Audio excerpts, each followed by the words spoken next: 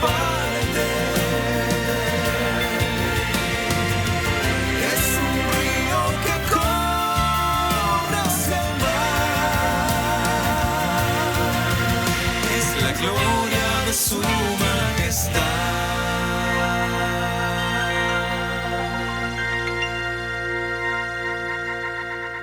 Una vez yo prediqué que nadie compraría un automóvil mirándole solamente las ruedas traseras. Nadie compraría una casa revisando nada más que uno de los cuartos. Y nadie diría si una película es buena o mala mirando solamente 2 minutos. Y muchos venimos a la iglesia y vemos una partecita de Dios también. Y creemos que Dios es ese Dios que conocemos. Hay de los que conocieron un Dios sanador porque llegaron con una enfermedad y para ellos Dios es sanador, nada más. Otros conocieron al Dios de la prosperidad porque vinieron con problemas financieros fuertes y Dios los prosperó, salieron adelante y conocen el Dios de la prosperidad. Y si bien Dios prospera, Dios sana, Dios bendice, Dios es mucho más que eso. Por eso el apóstol decía, es necesario que prediquemos todo el consejo de Dios, no solo una partecita. Porque cuando solo conocemos una partecita de Dios, aunque esa partecita sea genuinamente de Dios, cuando esa parte está exacerbada por encima de todo lo que es el Señor, también es una herejía. La gente que conoce solo una parte de Dios y no soporta ver a un Dios diferente a lo que ellos conciben que lo tienen en su cajita. Lo cierto es que cuando el Señor nos envía a hacer algo diferente a lo que la tradición concibe, nosotros decimos, no, eso no es de Dios, eso no es del Señor. De ahí surgen las grandes divisiones. De ahí se han abierto las denominaciones a causa de que esta es la iglesia que cree en el Dios de, y nosotros somos la iglesia que creemos en el Dios de la otra cosa. Y estamos divididos a veces en tiroteos santos, guerras amistosas, que por años nos ponen en veredas opuestas cuando se supone debiéramos ser del mismo reino. Ahora, las cajitas, los rótulos ayudan a ordenar todo aquello que está desordenado. Ayuda a que el cereal no se derrame, que los libros o los CDs estén por sus títulos. Y cuando se trata de etiquetar o guardar cosas es maravilloso cuando uno es ordenado. Ahora, cuando se trata, la etiqueta es para tratar de explicar a las personas, no sirve. Y cuando se trata de definir a Cristo, menos aún. La Biblia narra que los contemporáneos palestinos de Jesús también intentaban etiquetar a Jesús. Entonces diseñaron una cantidad de cajitas, pero ninguna les sirvió. Lo llamaban revolucionario, pero resulta que Jesús decía que había que pagar impuestos. Lo tildaron de carpintero simplón. Sin embargo, les tapaba la boca a los eruditos y a los teólogos de la época. Fueron a ver cómo hacía milagros, lo desafiaron a que haga milagros y se rehusó a complacerlo. Era un judío que atraía a los gentiles, a los mundanos. Que le escapaba a predicar en las sinagogas y prefería la calle y codearse con gente de baja reputación o prostitutas. Un hombre que se codeaba con lo peor de la escala social, de la sociedad de aquella época. En una sociedad dominada por los hombres, él reclutaba mujeres. Hablaba como un rey, pero vivía como un peregrino. Y la gente, cada vez que lo quería etiquetar, no podía etiquetarlo. Querían decir, es un profeta, no, es Elías, no, es un sanador, es un milagrero. No podían etiquetarlo. Ni podían etiquetar su manera de hacer milagros. Creo que los discípulos dirían, ya sé cómo hay que sanar ciegos, hay que escupir. Y andaban todos escupiendo así, salivando y haciendo barro. Pero Jesús, para el otro milagro, ya les cambiaba la estrategia también. Así que no podían ni etiquetar la forma en que él hacía los milagros. Los confundía, no podían rotularlo. Y hasta el día de hoy la gente sigue queriendo etiquetar a Jesús, poniéndolo en una cajita. Y reducimos a Jesús a un puñado de doctrinas. Nosotros creemos que tenemos siempre la receta, que si la mezclamos correctamente Jesús va a aparecer. Ese es el riesgo que tenemos los pastores, porque decimos, bueno, para que el Señor esté aquí en su presencia manifiesta hay que cantar Santo Espíritu, bienvenido, y ahí ocurre algo. Y cuando uno quiere etiquetar y decir, ya tengo la fórmula, el Señor no aparece. El Señor dice, búscame por otra parte. Por eso la Biblia lo describe como, o lo tipifica o simboliza al Espíritu Santo como una paloma. Una paloma es imposible acercarse sin que se espante. Es imposible casi domesticarla, porque a pesar de que es mansa, uno nunca puede saber por dónde va a volar, por dónde va a aparecer. Y el Espíritu Santo es tan impredeciblemente asombroso que cada día tenemos que redescubrirlo. Y cada día descubrimos una faceta nueva. Y los que dicen yo conozco a Dios porque hace 20 años vengo a la iglesia, todavía no has conocido, ni has visto, ni has oído, ni has subido a tu corazón lo que Dios tiene para tu vida, para esta iglesia, para Orange County, para el sur de California. Alguien tiene que decir amén, lo creo de corazón. ¡Aleluya! Ahora, yo sé que todos queremos un Dios que podamos manejar, controlar y hasta decir lo que nos gustaría que Dios dijese. ¿Se acuerdan cuando yo les conté que tenía un pastor alemán? Siempre aclaro, no un perro, un pastor alemán, un pastor nació en Alemania. Un hombre muy sabio, no era un ignorante, un neófito, era un hombre conocedor de la Biblia como pocos, había estudiado toda la vida. Y de pronto empezó a envejecer y empezó a ponerse senil, como les va a pasar a ustedes. A mí no, pero como les va a pasar a ustedes seguramente. Y junto con su vejez, él empezó a creer que Dios se envejecía con él. Entonces sus gustos pasaron a ser lo que le gusta a Dios. Y lo que a él no le gustaba pasó a ser lo que tampoco le gusta a Dios. Porque él empezó a hacerse senil, pero Dios no envejece. Dios es el mismo ayer, hoy, por los siglos. Entonces el alemán decía, la batería y la guitarra eléctrica son instrumentos del demonio, dice la palabra. Lo que le agrada a Dios es el acordeón y el violín, que son los instrumentos que él tocaba. Eso es lo que le agrada a Dios y eso se toca en el cielo, decía el alemán. Entonces un día nos reunimos los jóvenes, yo tocaba batería, así que yo me sentía literalmente tocado. Porque digo, no voy a poder tocar la batería, estaba tocando un instrumento del demonio. Entonces un día nos juntamos, tomamos valor, porque al pastor no se le hablaba, sino me había que tomar valor. Dijimos, pastor, dígame, ¿dónde está en la palabra que los instrumentos de la batería y la guitarra son del demonio? Dice, bueno, no está, pero debería estar. Porque a él le gustaba, se ve que había buscado en toda la Biblia, ¿no? Y Satanás cayó desde el cielo con la guitarra eléctrica, pero como no lo encontró, dijo debería estar. Y todavía hay gente que dice eso es de Dios, aquello no es de Dios, y etiqueta porque le gusta un Dios que puede controlar y manejar. Y cuando algo sale de esa cajita, dice es una herejía, eso no es de Dios. A mí me han criticado por años por decir, dice chistes en el púlpito, es un comediante. Ahora, si yo dijera, aleluya, tengo una palabra, dirían, ¿qué autoridad tiene el pastor? Si yo pongo cara de estreñimiento de vientre así, digo, esa cara de... No voy a decir más, voy a meter la pata, pero... Si yo pongo esa cara, dice, qué autoridad el pastor. Y sabes que se paró una mamá con el nene que empezó a llorar. Le dijo, saca ese nene de acá. Qué autoridad. Porque en el subconsciente es que si está muy enojado y que si sale así con cara de estreñimiento fecal es porque la unción lo agarró. Y si no, no está ungido. Y mucho por querer pertenecer a esa cajita nos hemos esforzado por impostar la voz. Lo reconozco.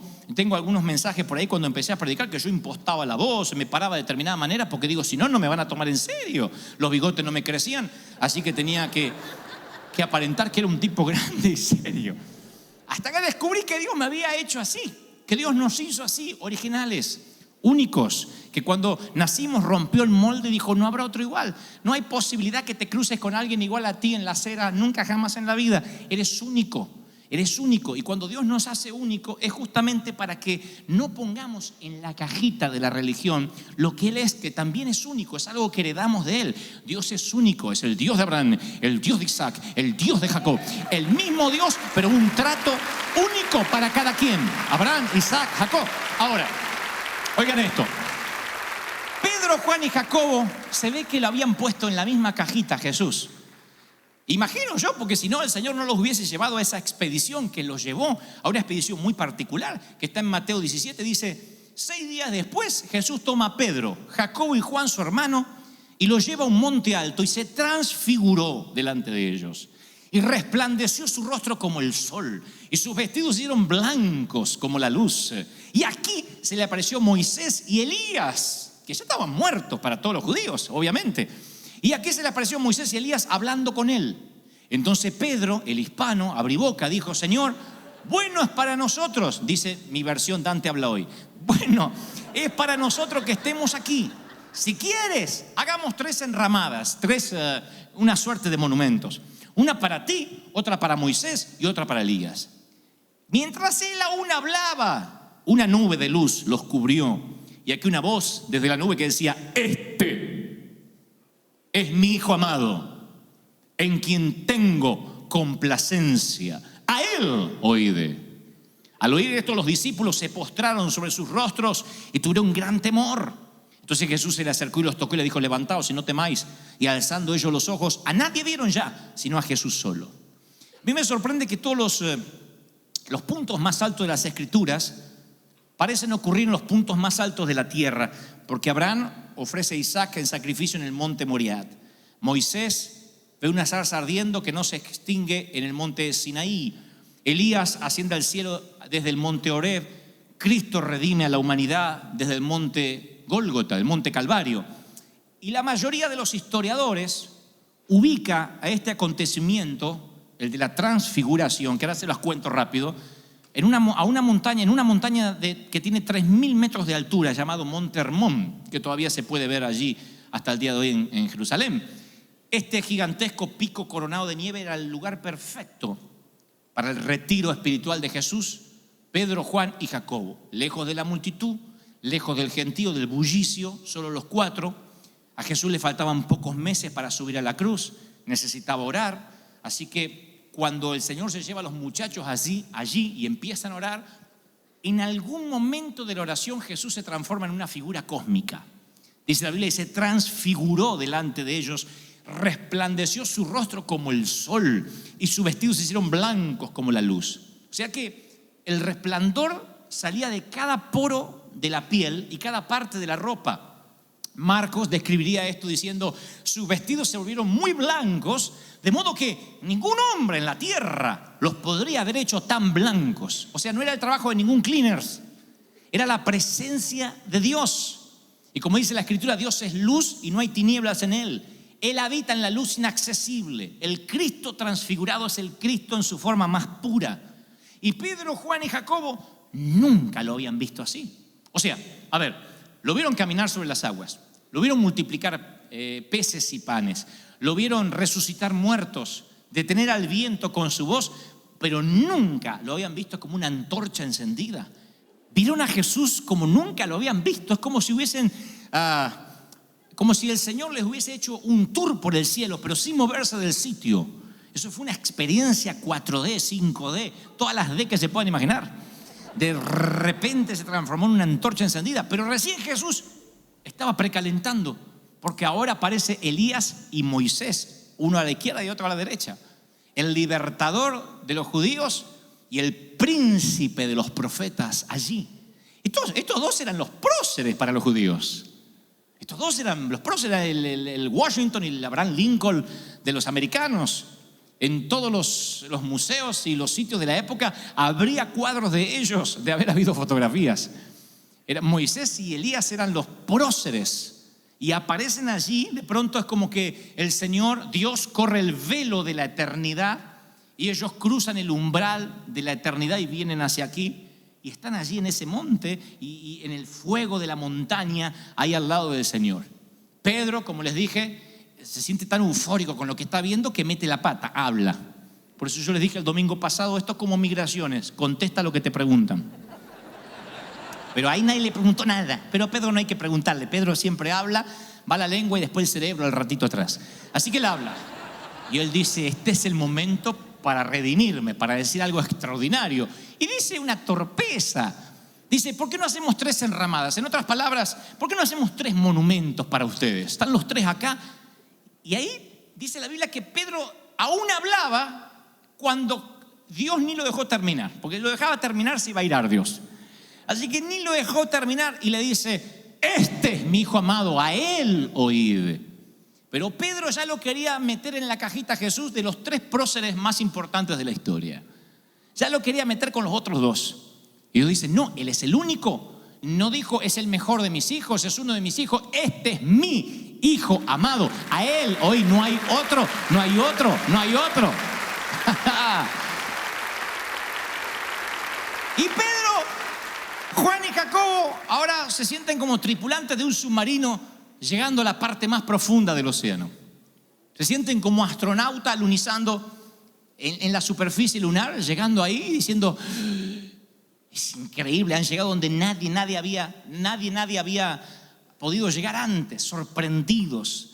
Y ven la grandeza del Señor y dice, se postraron sobre sus rostros. Claro, ante tan grandeza cósmica, se postraron sobre sus rostros y tuvieron gran temor. El fuego de la montaña los llevó al temor de la montaña. Y es un temor saludable. Es el mismo que describió Daniel a decir, a tu presencia temblaron mis piernas. Es un temor saludable. No es un terror, ahora vamos a morir fulminados, sino que es un temor saludable. Del fuego pasaron al temor, porque se dieron cuenta que con quienes caminaban, con quienes almorzaban, con quienes cenaban y hasta dormían, era el que había puesto las estrellas como si fuesen piedras preciosas en el terciopelo del cielo. Se dieron cuenta que ese que estaba allí era el que había alineado las montañas, el que había metido los océanos en sus cauces, el que había puesto el cosmos en su lugar y acomodado los planetas, el que se llevó a los profetas en carros y el que dejó maldiciendo al faraón viendo cómo sus oficiales tragaban agua del Mar Rojo. Ese era él. Ahí se dieron cuenta que cuando él decía, yo soy el que me ha visto a mí, ha visto al Padre, ahí entendieron que era Dios. Antes no se habían dado cuenta, o sea, no les había caído, como dicen algunos, no les había caído la moneda. Y los discípulos entendieron a tal punto que pusieron sus caras en el suelo. Y no tuvieron ese miedo que te quita el temor y te quita la paz. Este temor es diferente. Es el temor a cuando Dios sale de tu cajita y Dios es más grande de lo que creías conocer los domingos.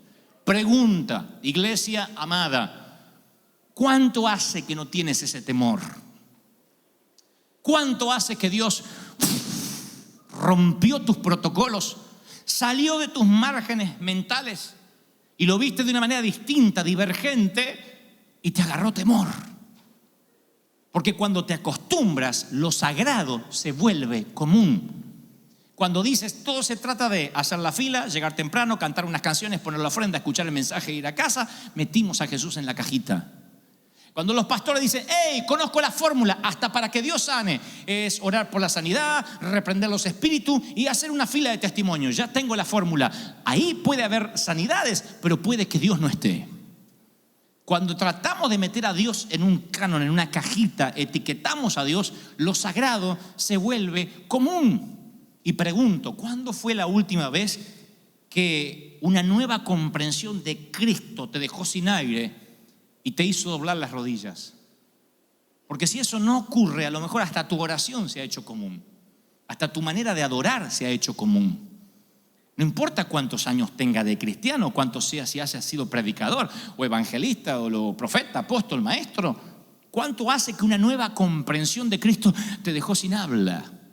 Si hace mucho que no sientes temor y temblor de Dios por una faceta que no conocías de Él, eso puede que explique tus miedos y tus temores, porque cuando Cristo es grande, los demás temores son pequeños. A medida que tu visión de Cristo se agranda, los temores de la vida disminuyen. Un Cristo pequeño, un Cristo de domingo, no tiene poder sobre las células cancerígenas, no tiene poder sobre los colapsos financieros, sobre las calamidades familiares. Puede ser un Cristo portátil que te cabe en la cartera o en el estante, pero que no hace nada por tus temores. Y creo que Jesús vio que sus discípulos lo estaban metiendo en una cajita, y como vio el futuro que les esperaba a sus discípulos, las persecuciones de Nerón, las cárceles de Jerusalén, las cárceles de Roma, las demandas de la iglesia, dijo, a menos que ellos vean lo que yo soy, les muestre una faceta que no hayan visto, no van a poder resistir. Porque un Dios en versión del tamaño de una cajita no les iba a servir, y entonces les quitó los márgenes de las ideas preconcebidas. Se transfiguró delante de ellos. ¿No será que necesitas conocer a ese Cristo de esa forma, aunque tengas años de haberte entregado al Señor? ¿No será que hace mucho que no te metes en la habitación y necesitas ver al Señor cuya boca sale fuego sagrado y decir, wow? ¿Cuánto hace que dice, Señor, la presencia no me envuelve? Y no se trata de decir, es que yo soy de recibir de otra forma, a mí no me gusta perder la cordura. Se trata que cuando el Señor se transfigura delante tuyo y te muestra su poder y su gloria y se ilumina, no hay rodilla que pueda permanecer sin doblarse, no hay rostro que pueda permanecer mirando hacia el frente. ¿Están conmigo, sí o no? Sube conmigo, vamos al monte juntos. Es lo que trato de hacer cada fin de semana, cada domingo y cada lugar donde el Señor me da la providencia de predicar. Invito a la gente a dar una mirada al único, al Rey resplandeciente. Voy a iglesias que creen que lo saben todo y me dicen cosas como: hey, predica 18 minutos, es lo que la gente necesita, ya lo sacamos por estadística. Y 1 hora de servicio, porque acá la gente, si no, se va enojada que tiene que almorzar. Es lo que descubrimos, más la gente se aburre y se va. Y cuando el clientelismo empieza a crecer en vez de los discípulos, cuando se trata de que la gente esté cómoda en vez de adorar al Rey, Jesús se hace cada vez más chiquitito, más chiquitito, más chiquitito, hasta el punto que esa gente no tiene temor de pecar ni de maldecir, o de un día decir: me voy de vacaciones, y deja de ir a la iglesia. O con la misma seguridad que hoy alaba a Dios, mañana dice: me enfrié, me fui al mundo. ¿Ustedes creen que los discípulos, específicamente Pedro, Juan y Jacobo, se habrán enfriado después de ver esta tamaña revelación? Cuando estás allí delante de Él y descubres un Rey que no habías conocido nunca, todos tus temores se derriten como cubitos de hielo sobre la acera en verano. Todos los miedos al colapso, a la enfermedad. No tienes temor a nada, sientes que eres invencible. Puedes decir lo que dijo David: Jehová es mi luz y mi salvación. ¿De quién voy a temer? ¿A quién le voy a tener miedo? Jehová es mi luz. ¡Wow! Y mi querido, no es que Dios cambie, nosotros cambiamos al ver más de Él. Vemos dimensiones, aspectos, características que no habíamos visto antes. No podemos definir a Cristo una doctrina, a una denominación, a lo que dijo tal apóstol. No podemos definirlo. No podemos decir: la estrategia evangelística que resulta es esta, hay que moverse por esto. Gloria a Dios por las diferentes estrategias que Dios le da a distintos hombres de Dios, pero no podemos etiquetar nunca lo que Dios quiere hacer, nunca.